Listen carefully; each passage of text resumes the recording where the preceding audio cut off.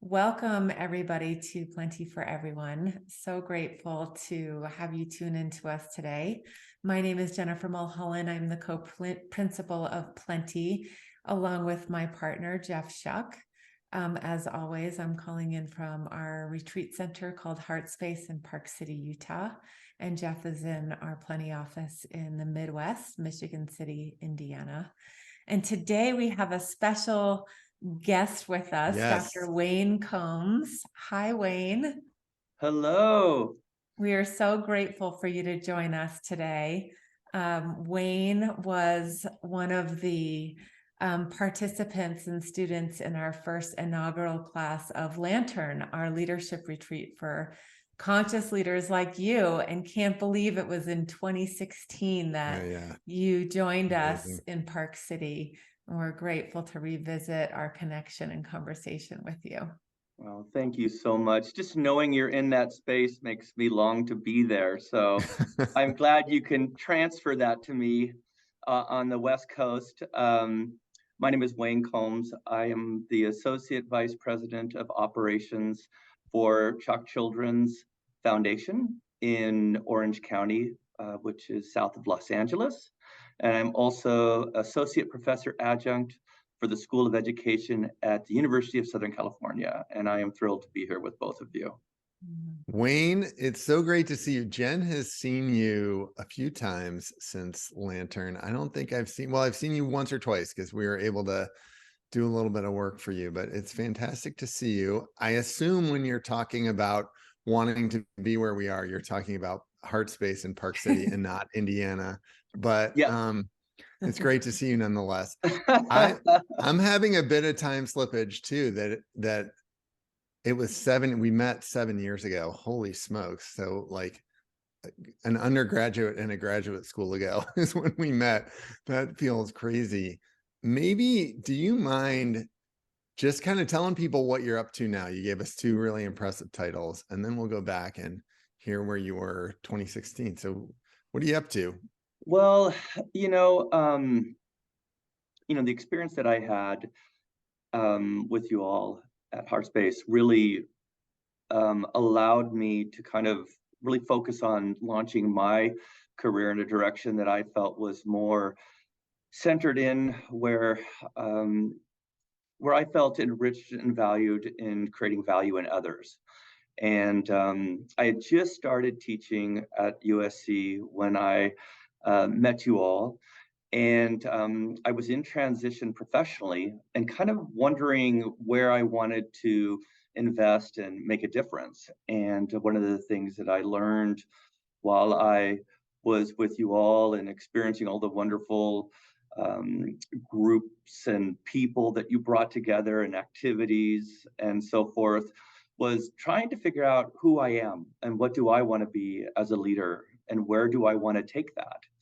And I always felt that leadership was something that was in my future because I feel like so much of leadership is how you treat human beings. And I always saw that as something as critical to life in any work environment. And I wanted to be a part of ensuring that that was a positive, healthy experience for those people around me. And so soon after I was I got to join you, I was approached for a position at CHOC Children's in working with their foundation doing fundraising, and specifically to run the operations.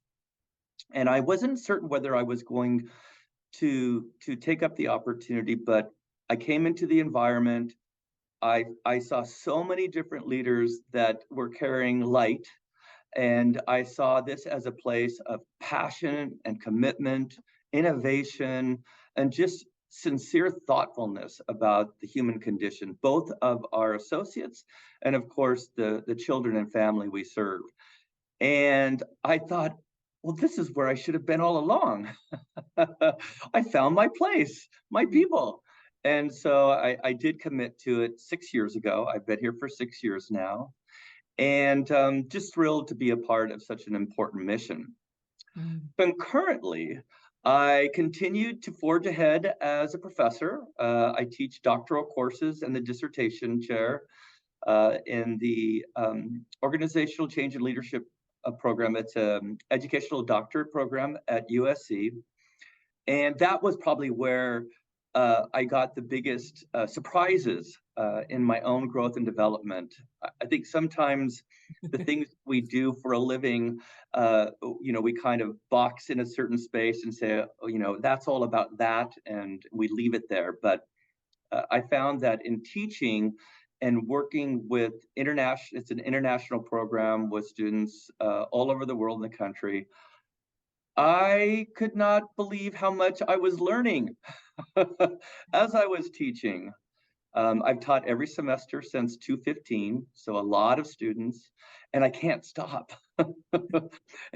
And part of the reason that I think I felt so much confidence in being in this space was something that I learned at HeartSpace, something that deeply, deeply special to me, and a really personal enlightenment that I carry with me. And one reason why I just can't help, if I'm in the vicinity of this beautiful space, to stop in and remember that connection and that inspiration, that epiphany that I had. Lovely. I can share that with you if you would like.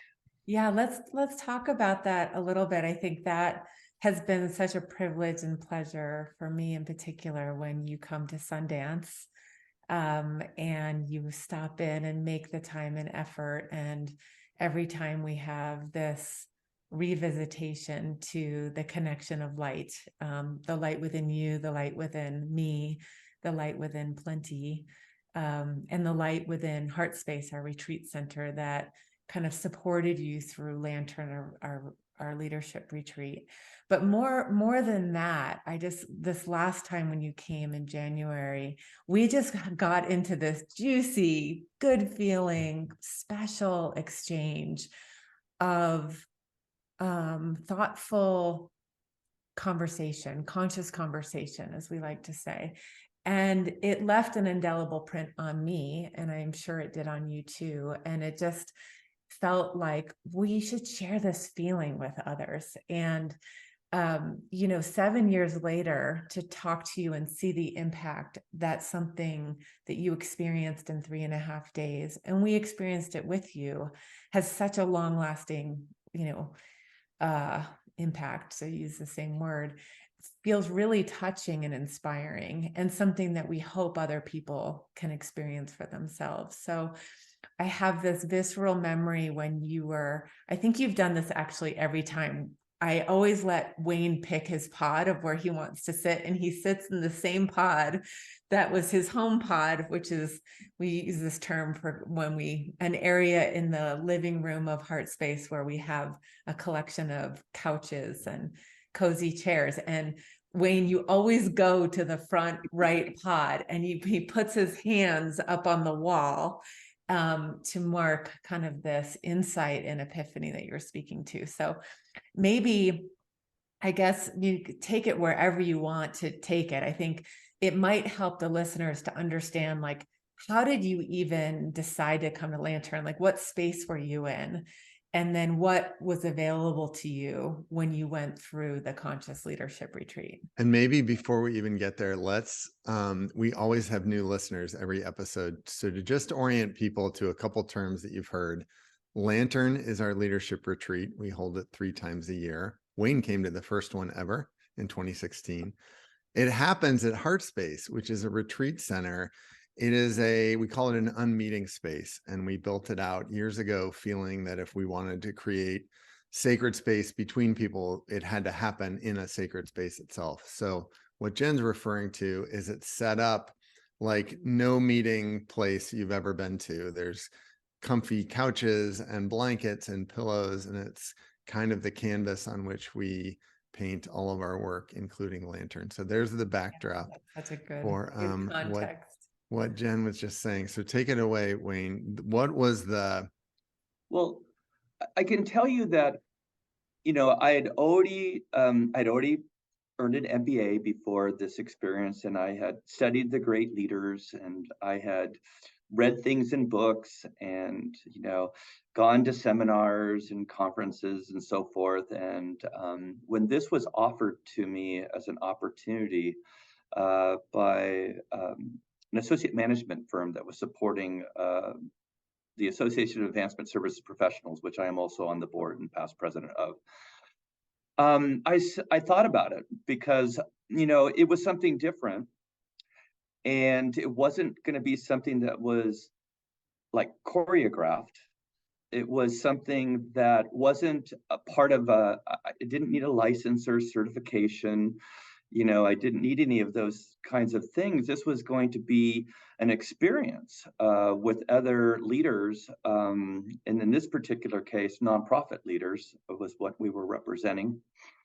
And or organizations that are supported by associate management firms. And I thought that, okay, I've been waiting for something like this, but it's never been offered and I've never been able to find it. And usually when you find something, it's like, it's going to be at a hotel conference room or something.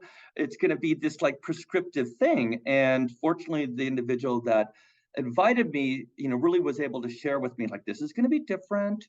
We're definitely going to address, like what it means to be a leader, but we're going to look at it internally. And a lot of the leadership texts in academia, they talk about this in, the servant leader, the internal, what does the leader represent and how did they share that leadership with others and inspire others? And I really wanted to have an experience like that, and I've been looking for it. So I think in part I was ready to have an experience like this. I was open to it, and so I said, okay, I'll come. And I think one of the first things I remember in entering into this space, of course, was meeting Jeff and Jennifer, and the staff are amazing in this facility as well. I don't have all their names offhand, but I do want to recognize them as well. But you study so much about leadership, you see leaders in the field, you walk in the room, Jeff and Jennifer introduce yourself, and you're set. In the immediate reaction is, oh, these are leaders. I don't know what they're leaders of, but I know they're leaders. And I know that there's going to be something here that I'm not anticipating or that I couldn't recognize in advance that I'm going to learn from and perhaps be inspired by. And so that was the first impression. And then, of course, other people are arriving and you're meeting people. And I think everybody's, got a little bit of trepidation, like, what is this going to be like? But, everybody just really was so gracious and engaging. And it's such a comfortable, relaxed environment with just, all the senses are engaged in a way that are comfortable, whether it's whether it's a smell or a sound or the comfy seats or whatever it is. And one of the first things that I keyed in on that I really appreciated was that we had to give up our phones. We all had to put our phones in a basket and they got taken away from us. And I thought, okay, right on. I'm going to have the right experience now. That was my first sign that we're doing something for real. And then, just the humility and grace that Jennifer and Jeff bring to a conversation like this, truly understanding that people may feel uncomfortable, may, have doubts about themselves or how experience is going to be, but it just, you could not help but kind of relax and say, okay, let me be open to this. Let me, with the people around us, I'm here now and my phone is gone. So let me really, you have no choice. And of course, that's not difficult to do because the experiences there's different experiences, I think, to help you understand who you are, obviously, but also to kind of release you from what you think you are and kind of allow yourself to be freeform, about this idea of what am I as a leader and what does having an inner light mean? And I think we oftentimes hear this as a spiritual context or as a religious context, but it was never embodied in that way. This was really about how do I shine how does my energy come out? How do I convey my energy to others? And how does that inspire and bring them closer and help us accomplish things that we couldn't do individually or as a group otherwise? And that understanding, I think, is a core concept that really helps strengthen kind of your understanding of where can you go with this? How far can you go? This is something that is me. I'm not adopting it from something else. This is in me. And now how am I going to bring this out and let this breathe and exist and be something that others can see and be drawn by? And so that was a realization that was really powerful in itself. And then, through various activities, and I would say they're interactive with, we're broken up into different groups, which is great. So we can have a little bit more one-on-one with the people around us. And now we're sharing our uncertainties and doubts with each other, which is, kind of, I think, helps us all become a little bit more relaxed because we realize we're all kind of feeling the same thing, but we're all open. We want to know, well, we're in this great space. And clearly we have these two leaders in Jennifer and Jeff that really get it. I want to get some of that too. What is that going to feel like for me? And of course, it's different for everybody. Everybody has their own way, I think. And we saw that around us because we got to engage with contributing to each other's, I think, own understanding or their own kind of transformation, evolution through this process. And you could think about it as kind of like it wasn't a buddy system, but we were a pack or a pod, as they call it.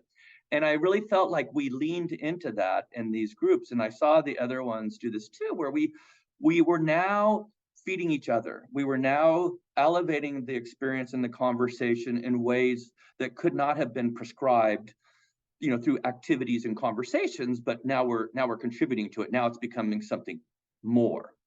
And I really enjoyed that process because I can only see what I see. I don't know anybody in this room. Everybody feels like they're kind of opening themselves up and trying to figure something out.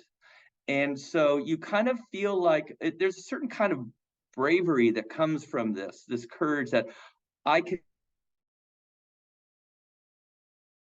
trust each other, because the space, you can't help but just feel safe and trusted, with Jeff and Jennifer's approach to these conversations and our activities, but also everybody around you is kind of grappling with these challenges and issues and trying to figure out where they stand as well. Yeah. And so, Can I just comment on that real quick, yeah, Wayne? I think what you're referring to is the idea that we need each other to thrive and we need each other to grow. And we're designed as a human species that we're the only ones we can't see without looking in a mirror. And so the idea of, group work and having conscious leaders come together to not only work on shining their own light and becoming more aware of how their light works for them, but also mirroring and reflecting that light in others who are interested in a common growth, right? In a common influence, in making this world a better place, in leading themselves and others with more authenticity and power and integrity. And so that you're speaking to kind of this idea of the mirror, right? This, how do we not only be the light and shine it for others through ourselves and illuminate it, but how do we reflect the light as well in a way that can help the betterness of the whole, if you will. Jennifer, that's such an important point. I would just extend it a little bit further, just with the way that you have crafted this space and developed the Lantern program. We all have coaches, mentors, family members that give us advice and that we can get feedback from. But but they know us in a way. And the feedback gets confined to that, whether they like it or not. You can't do anything about it. There's a bias in the way that you approach things in that context. And what I thought was really extraordinary, like the thing that I could not recreate was being in a guided space with people that did not know me, and that through this learning experience, we could exchange feedback and thoughts safely. And like, did you ever think of this? Or What about this? I see this. And it was just this constant, we constantly felt like we were investing in each other, but we were, we were developing this light inside us I'd through love this to, exchange. you're giving us so many threads to build. So we're already going to have another episode. I say that every episode, but I'm going to say it now. Two things. First of all, before we go too much longer, I want just to acknowledge and say thank you for the beautiful ways you're speaking of our way. And that makes me feel good that you see me in that way. And that you see Plenty and Jennifer and Heartspace in that way. But you said something else that's really interesting that I want to highlight because it's intentional on our part. You said, when you get feedback from people you know or that you've worked with, they know you in a way, right? Well, the opposite works. We know them. So when we get feedback from people we see all the time, we're putting our own filter on it. And one of the, right, they're not just spinning it their way, we're spinning it our way. We're saying, oh, my mom, of course she says it this way, or oh, that's what my boss always says. And we create these stories in ourselves. And one of the great things about Lantern that's incredibly intentional is we can listen with fresh eyes, right? Or listen with fresh ears, see with fresh eyes, as Jen says, when the people, we haven't painted anything on them, right? They're blank canvases for us. And so they're better mirrors, and we get to see ourselves in a new way. And when we do, there's that aha that I think you're pointing to of, oh, I could be something different to this person than I am to someone who's known me for 20 years. And if that's possible now, that's possible all the time. I can create myself anew every day or every moment. So you've said so many things I wanted to chime in on, but I love that point about the power of being a blank canvas for others and the power of receiving that in return.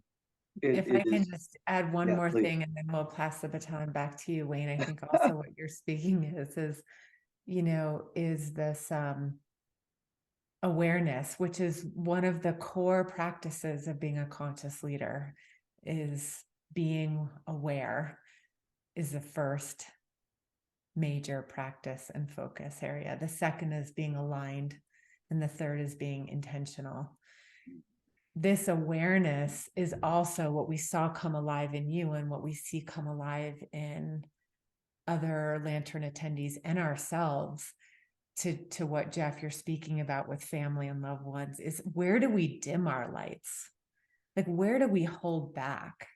And is that serving us or anybody else? Like, what would it be like if we absolutely unleashed the purity, the power, the truth, the unwavering essence of our light, of our soul, of our wisdom that just wants to be unadulterated or unaltered, I should say, and not held back. And so there's discretion that we learn as we kind of become experts of the nuance of, wow, am I aware in this moment with a family, loved one, colleague, employee, staff? Am I holding back and dimming my light? Where could I bring my fullest expression? And where does it feel comfortable and uncomfortable, or safe and unsafe?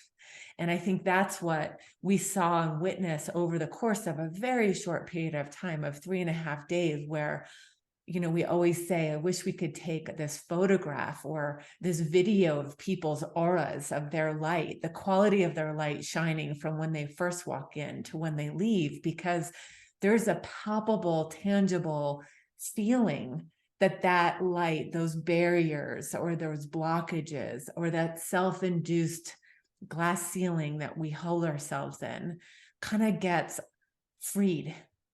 And we can't really tell you or speak of when those moments happen. And for every person, it happens differently.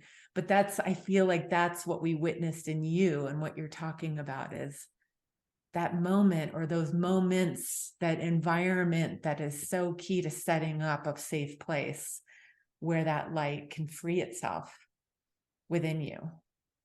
Oh man, You're making me travel back in time. It's quite a moment of nostalgia as you share. It's so easy to do with both of you. You you you're there is a there is an approach that you share with us that I think really shows your vulnerability as well. And I think in doing so, you allow us all to feel like this is a space for that. And this is where we can have those conversations that we've maybe not been able to touch because, to your point, they've been blocked, or maybe we couldn't see it because our attention was locked elsewhere. I think the point about us filtering feedback is such a key barrier to our own personal self-understanding. And I think, it's interesting because I had only started teaching at the time, but now I can look back and I can see how leaders evolve because everybody in my program that I'm teaching are leaders in their respective fields. And I oftentimes bring in, I will tell you, I bring in lantern concepts by talking and thinking. I can't help it because now it's in me. And so this is who I am. But I see people struggling with wanting to obtain, they think that they want to obtain success, and they've tried to determine what that means. Because oftentimes people in a doctoral program, they're getting a degree because they believe it will take them somewhere.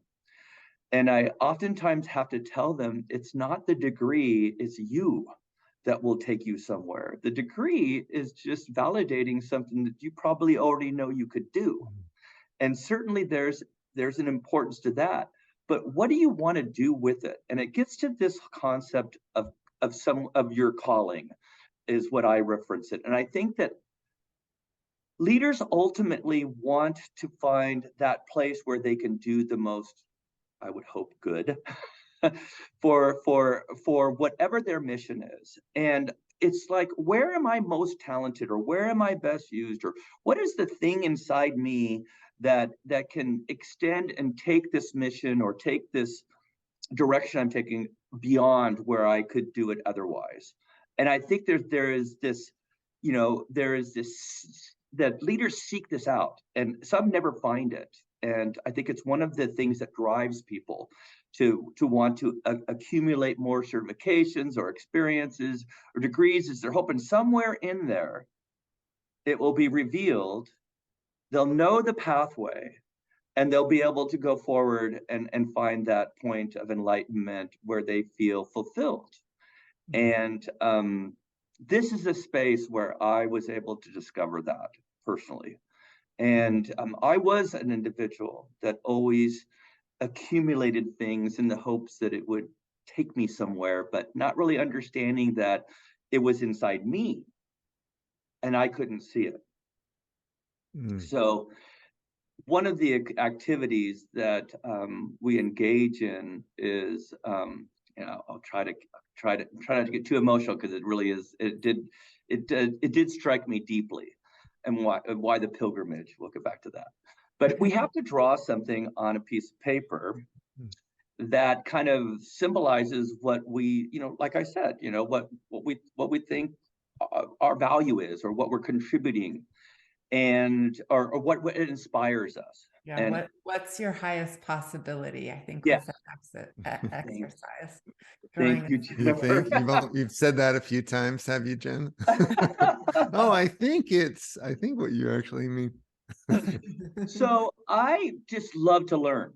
I mean, it's and so part of, that's just something that I could learn how to put a toy together, and I would enjoy that. Or, whatever it is, I like that kind of intellectual stimulation, but it doesn't have to be academic. It could be emotional, anything where I can engage myself in expanding awareness. And so I put up a brain with green rays coming out, implying growth, like sprouts. And so you put this up there each, for a couple of days. And one of the things that you're allowed to do is write on other people's poster. And so you're just talking. I mean, you're going through exercise, you're engaging with each other, getting to know each other. So they're getting to know you.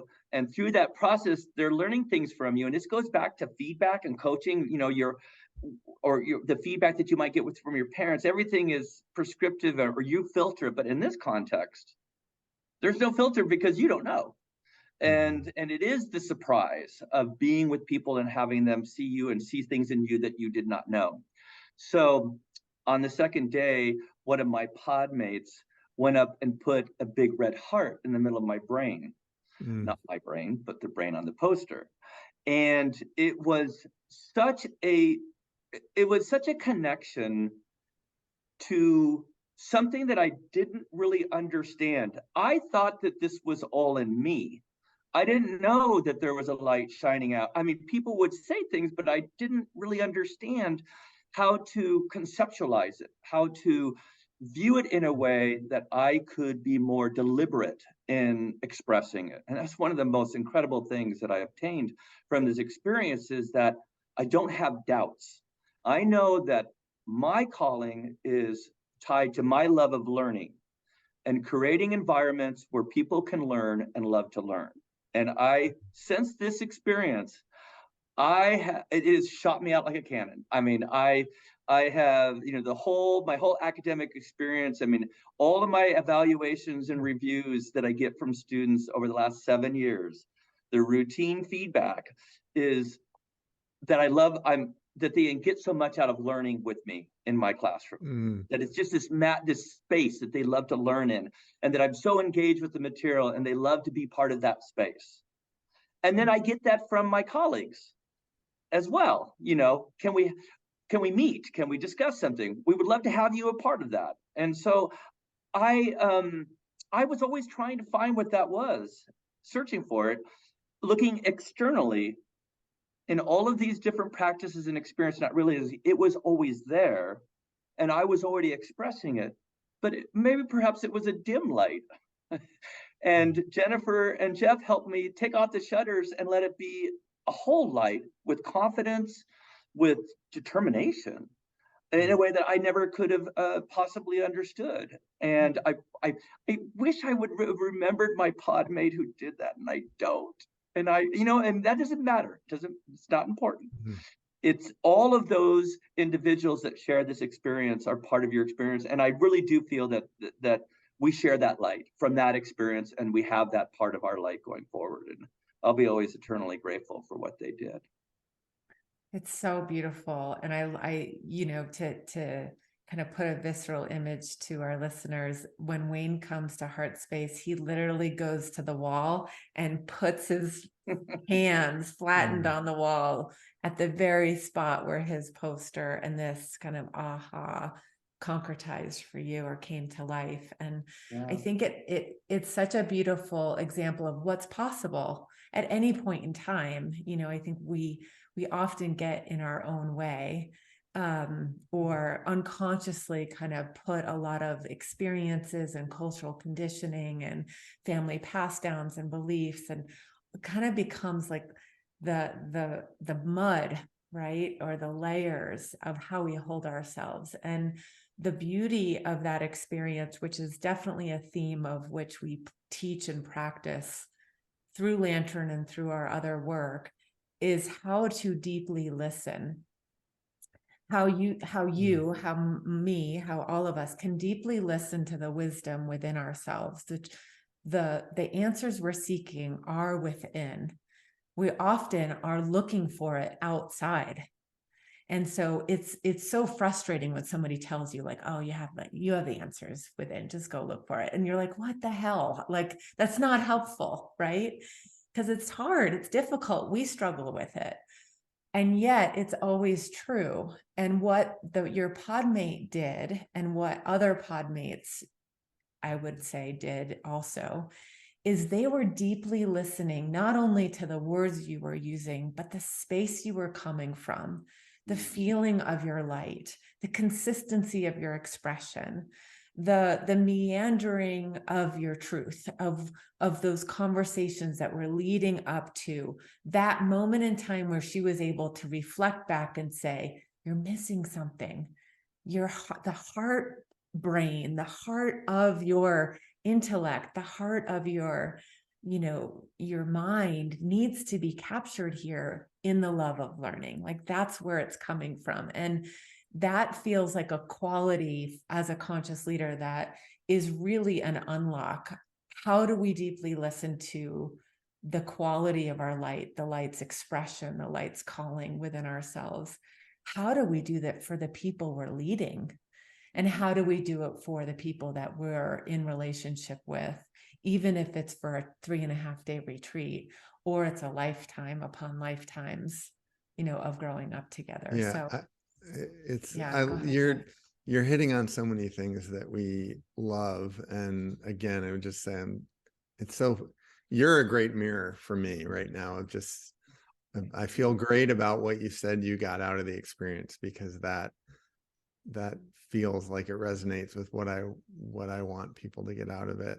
There's something that triggers, Jen, from what you were just saying, Wayne. We often on this podcast talk about intention and the power of intention and pursuing things, being clear about why you're pursuing things, right? So to your point about, am I getting a doctorate because I'm really excited by this work? It's a very different experience than am I pursuing a doctorate because I think I'll make $20,000 more a year. It's not that one is better than the other. It's just making sure you're clear on why you're doing it. And I think there is such a drumbeat in the world, especially right now. There's drumbeats about money is important and admiration is important and the accolades from others are important. And we get so attuned to the drumbeat that we miss the metronome that's inside of us, right? There's actually a steady click inside of us. And Jen, you always talk about the power, the incredible power of joy. I'm not going to say the simple power because it's not simple. The incredible power of joy, the incredible power of passion, the incredible power of stress, these emotions that we have that are actually our metronome beating back and forth, that when you wake up on a Monday morning and you feel dread about your to-do list, when you read a new book and you're overcome by tears of joy because it's so exciting to you, like those are ways your inner light are saying, this is what's really important, not the other things out here. And it's not to have any judgment about being, admired or being financially successful or having a great title. You have all of those things. But it's about making sure you're clear on what really matters to you, so you don't spend your whole life, dancing to someone else's song and missing your own. So I just love what you both talked about right there. It's super touching, and we're so grateful to hear this lasting impact too. I think that's always been our desire, that this is not frivolous, tooly, tricky, or it's long lasting, this change and shifts that we get to experience, and we're experiencing them right along with you. The freedom that comes with clarity and confidence of who you are, like nothing can replace that value. And I don't feel like we arrive at that. Like, I don't think it's an ed state, because I feel like once we have these moments of awakening and insight and aha, there's more insight, awakening, and ahas to come. And yet, when we are clearer about our true identity, beyond body, beyond form, beyond title, beyond label, beyond gender, however we're identifying, that we are more than what appears to be. And when we can connect to the infinity of that essence, that the light, the soul that we were born with, that will continue on when we pass on, that what is that light's purpose?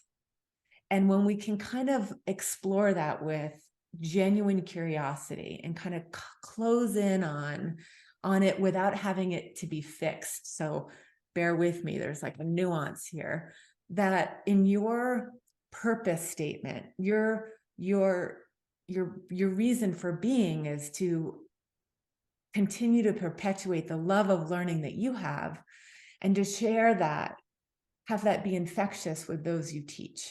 so that they too will share a love of learning if I'm listening to your purpose. And once we get that clarity, that ballpark-ishness that we always say is never chiseled in stone, like there's always room for it to morph, then we are able to turn it over to a higher light, whatever you name that to be.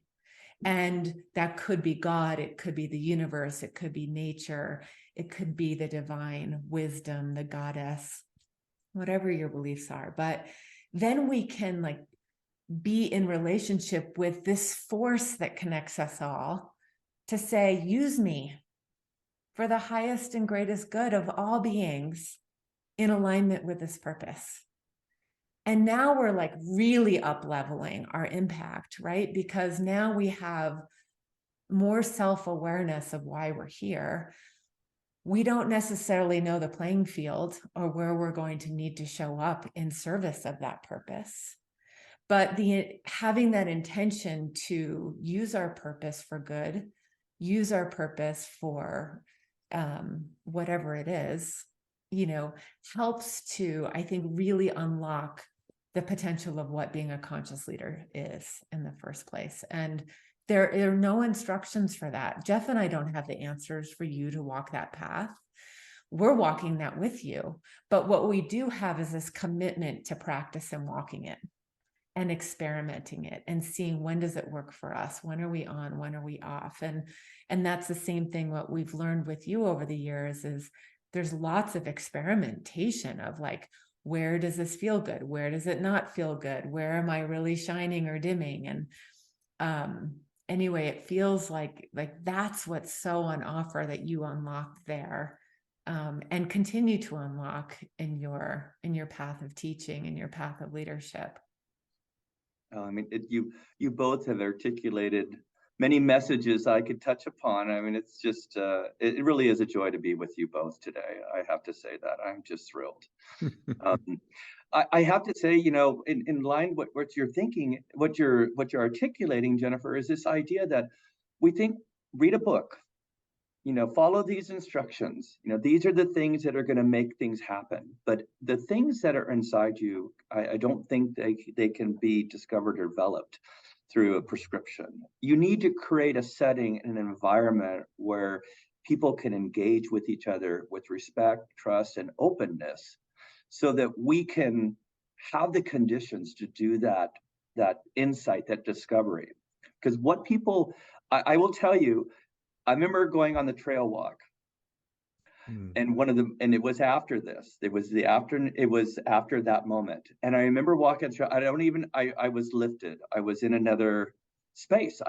I was like, I felt such a divine peace inside me that I felt I was connecting with the universe through that natural experience, and it was such a delightful thing to happen, in relation to that. But I do think that peacefulness, that understanding and confidence in your light and what it means, people recognize it. They don't know what it is, but I've had people more often than not, there's something about you. Yep. And I don't know what to tell them, because I should just say, you need to go to heart space, and you'll find out what that is, which would be one approach. But I mean, I try to say, I'm just happy, and I don't know how to. It's hard to explain, but I do say things like, I'm really happy with what I'm doing. I'm doing things that inspire me. I'm helping others, and you try to find a way to articulate it. It's something that's very hard to articulate that they're seeing, because I don't know exactly what they're seeing, but they're seeing something. And it's something that I continue to carry, and I continue to grow. As you noted, it's not a fixed concept. The light that once you let it out and it's shining, then it's kind of like it can go in every direction. And certainly we can't go in every direction. We have to somehow try to focus how we engage in life and what we do. But I do think that it does allow us to access ourselves in a way that, by virtue of that, opportunities just happen. People lead me into directions I'm supposed to go in because they perceive something and they see what I'm trying to that it's authentic, that it's something that's real that I'm trying to share with them. And that is to me the most humbling experience of all. I mean, I feel so honored to be in the space I'm in. I feel humbled that I was one person that got to experience this organic kind of transformation and affirmation and realization and inspiration all at once. I don't know, I'll keep putting them in there, but I mean, I feel humbled that this experience I had with you both at Heart Space, you know, translated into something so extraordinary. I mean, I just wonder, like, what would have happened if I hadn't come? Mm. You know, where would I be? But I don't have to worry about that because I did. And I have that, and that light shines my way, and I will for the rest of my life. You're making me think of a little metaphor of, you know, there's probably everyone as a kid in science class and preschool played with a magnifying glass, and how this small little thing can make the sun so far away so powerful. And I think what you're speaking to, the image I had in my head is how we're taught, you know, to build your magnifying glass, get your glass right. You know, you need a better glass, you need a fancier glass, you need the one made of gold, you need the one from Nike instead of, and no one's taught to think of the light that you're going to put through it first. You know, so we're all sitting around like firing, and nobody's aimed, nobody's thought about that work, or many people have actually, but most of us when we're younger, we're not told that that part matters, but that's what matters. Actually, the magnifying glasses are easy to find. There's plenty of ways to focus your passion once you're clear on what they are. But wow, the getting clear on what you are, it requires a conversation that a lot of people aren't comfortable with. And it's one we talk on the podcast all the time. It's the conversation with yourself, right?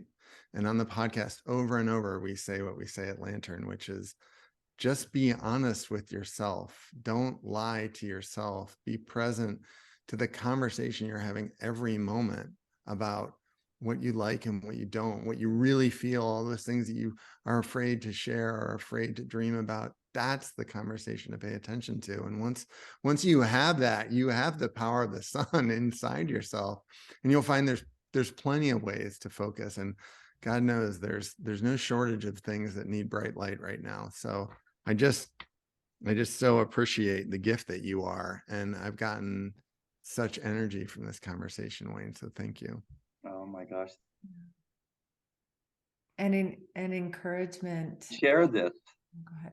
Yeah. Sorry, we just had a little blip in the screen. You froze for a moment. We froze Zoom from the power of our souls. It must have been the power of the light. I want to thank you both for providing this opportunity for me to share. It definitely warms my entire being, and you know, it's important that we revisit, you know, these beginnings, to remind ourselves how special and how worthy I think that, you know, that we are. Well, we can't thank you enough for being so generous with your time and for sharing the feeling. And that's, I think, our hope for anybody listening in, beyond the words that were exchanged and beyond the story that you told. There's an emanation of a feeling that feels really good to us. It was the feeling of feeling good of exchange that we had when you came back on your pilgrimage to Park City in January. And we undervalue that feeling, the feeling of feeling good and pursuing that. And what if it was that simple? What if that was our birthright, to feel good? And what would happen if we followed that feeling more and we cultivated that in our work and environment, in our business, in our strategy, in our leading of teams, in the service of our clients, or causes that we lead? I think we would be in a different place. And part of what you're talking about is the realization of the feeling of your light.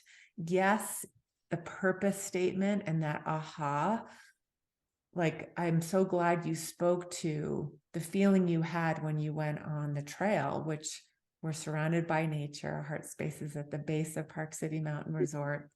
We take people out on purpose to really sink into the feeling of what is this peaceful place? What is this state that you are experiencing, connected to something beyond just you?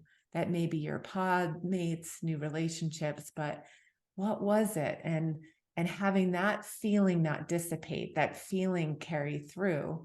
And that's part of the intention, is once we get a clear feeling of our own light, once we cultivate a more conscious connection with it, then no matter what happens, uncertainty, change, things come out of the blue, we know that we can always rely that that light is not going anywhere, that light is always on, as we say at Plenty.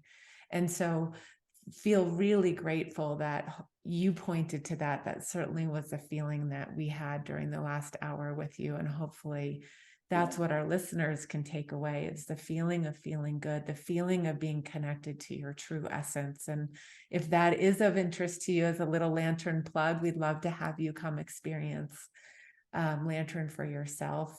As Jeff mentioned, we have it in March this year.